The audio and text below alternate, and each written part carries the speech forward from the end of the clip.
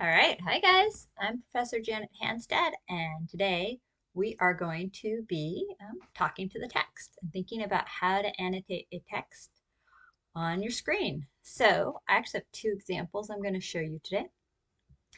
All right, the first one is through an Openstax textbook. So if you have a course like Openstax, if you log in and make an account, you can actually, as long as you choose to view it online, you can highlight it, right? So we're going to do that first today. And so anyhow, I've gone to chapter 8 here on microbial metabolism. And I thought I'd just kind of show you how I read this book and what I would do if I was a student. All right, so this is a tricky class, right? This is a tricky subject. It's a tricky chapter. So let's see here. 8.1, energy, matter, and enzymes. Well, I remember what enzymes are, right? So always connect to what you already know. Enzymes are proteins. You probably remember that. Energy. I think of electrons when I think of energy. Matter, that's like stuff. Okay, let's look at the learning objectives from this chapter. Define and describe metabolism.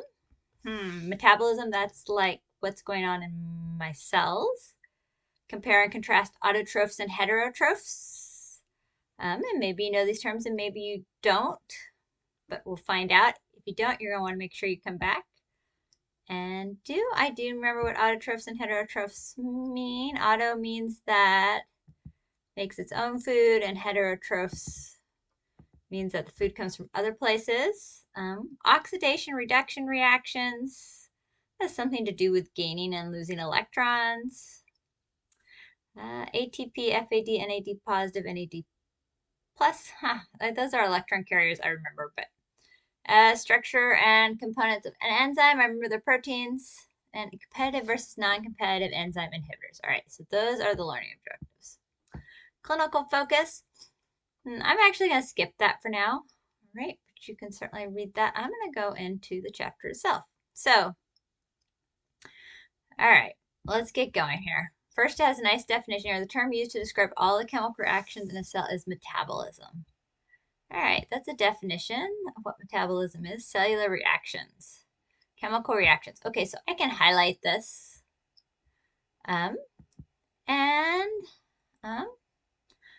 All right, I'm going to highlight it. I don't think I need a note for that, but I'll do that. Cellular processes such as the building or breaking down of complex molecules occur through series of stepwise interconnected chemical reactions called metabolic pathways. Reactions that are spontaneous are releasing energy or exergonic reactions.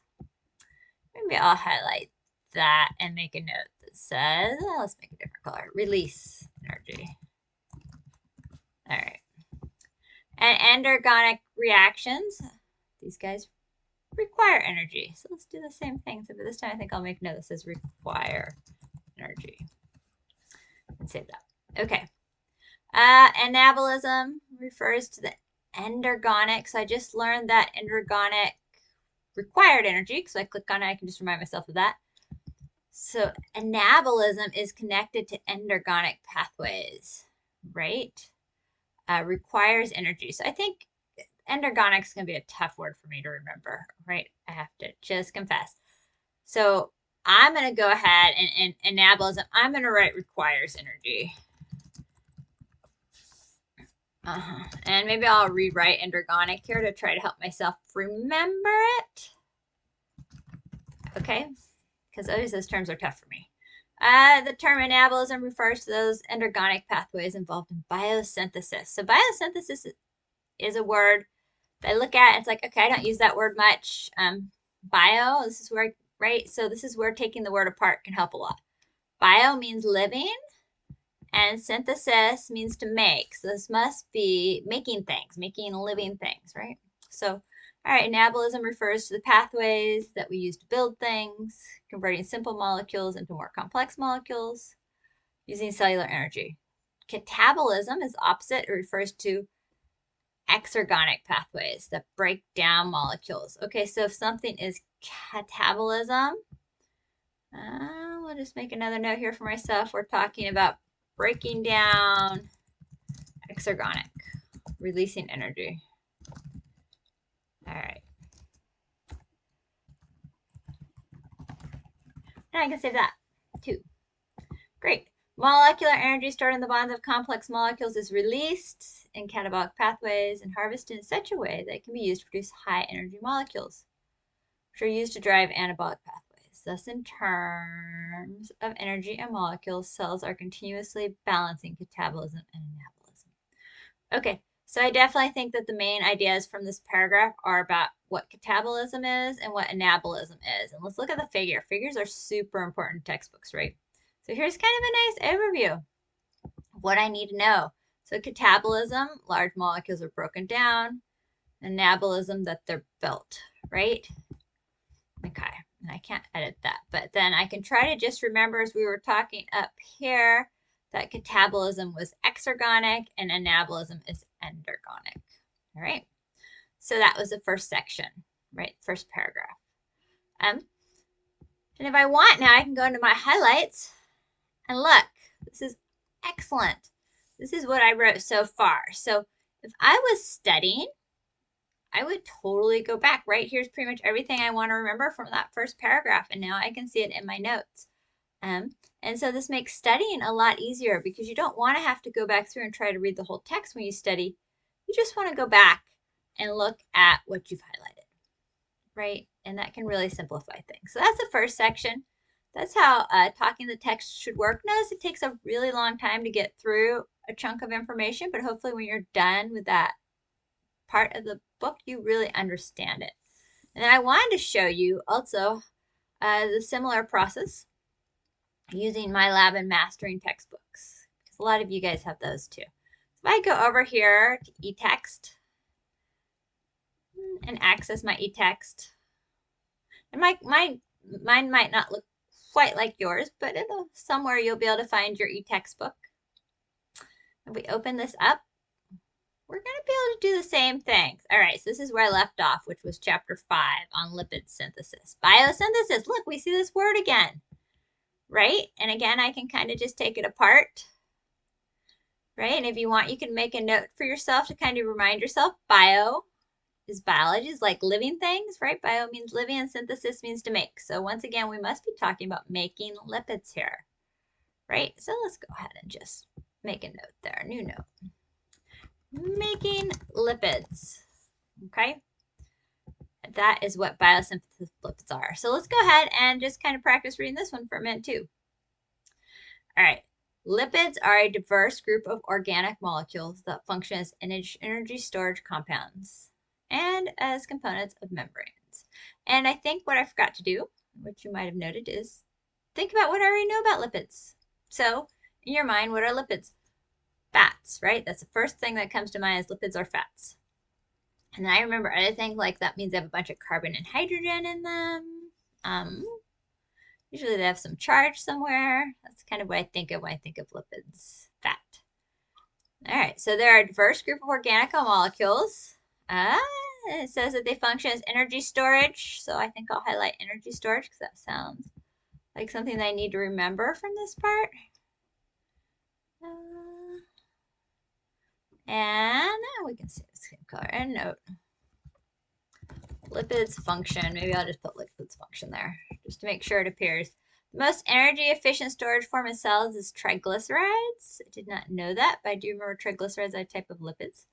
The most common form of fat synthesized in cells is phospholipids to generate membranes. All right, so phospholipids, I remember seeing that word quite a bit. So I'm going to highlight that one, phospholipids, and just kind of make a note to myself. These guys are in cell membranes. I remember that. They're a type of fat in cell membranes. Carotenoids, I did not know those were lipids, are reddish pigments found in many plants and photosystems. Wow, see? I had no idea. I don't know. For me, I feel like that might be a little specific, and hopefully my instructor is not going to test me on that, but really interesting. All right. And I accidentally zoomed in. All right. So because of their variety, it's not surprising that lipids are synthesized in a variety of routes. For example, fats are typically synthesized in anabolic reaction. Oh no, we just saw these words, right? All right, anabolic reactions. So you guys remember what anabolic reactions means? Let's highlight it. Do I remember what anabolic reactions means? Let's see here. Catabolic was releasing energy.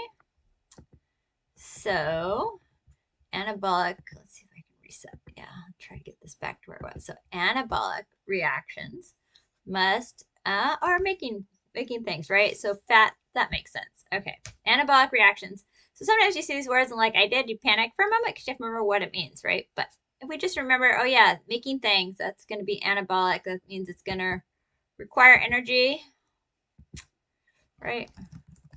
These are like building reactions. Okay. Eventually I'm going to remember these words. They're the reverse of their catabolism. Remember catabolism breakdown. In the case of triglycerides, cells polymerize glycerol and 3 fatty acids. Okay, I don't totally polymerize polymers. It's like chains, right? So they must be chaining things together. So a triglyceride must be basically a glycerol and 3 fatty acids.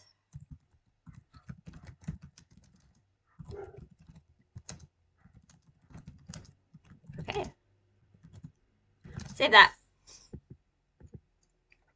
And glycerol is derived from G3P generated by the Calvin cycle.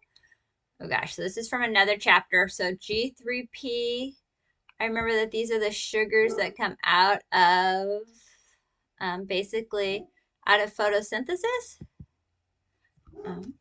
These are the sugars that are made by photosynthesis. So let's just make a note to myself so I can remember what this is. All right. There we go. And glycolysis. Oh yeah, that was part of cellular respiration. The fatty acids are produced by the linkage of two. Oh gosh, so fatty acids come from linking acetyl-CoA molecules together, which we saw in cellular respiration. Wow, did not know that. All right. So acetyl-CoA molecules. New note. These are from cellular respiration. Used to make fatty acids. All right. So basically, and then it mentions that word endergonic again. Remember that requires energy, opposite of catabolism.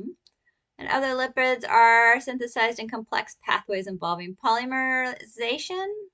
Polymers is that chain thing, and isomerization. I don't know what isomerization is. Sugars and amino acid metabolites. All right, so that gets us through most of these first 2 chapters. And here's a good picture. Let's look at the big picture and then we'll pause on this for now. Biosynthesis of a triglyceride fat, a lipid. You can see that basically they either started with acetyl-CoA from glycolysis or glyceraldehyde from like the Calvin-Benson cycle, photosynthesis. And they're using those to make like fatty acids. I do not know what DHAP is, but that gets used to make glycerol. And we have phospholipids, triglycerides, and fats. And I might make a note to myself here. I don't know that I can. Let's see if I can make a note on this. The question is, what is DHAP, right? So I might make a note to myself of what the heck is DHAP. And so far I don't know, but let's make a note. Let's just put it here. All right. Since I can't seem to highlight figure. New note, complex pathways. What is DHAP? Do I need to know it? All right, there you go, note to self. So what we basically just did on both of those chapters is talking to the text. All right, so take your time, go through them, think about what you already know, try to connect information, and have fun with it. All right.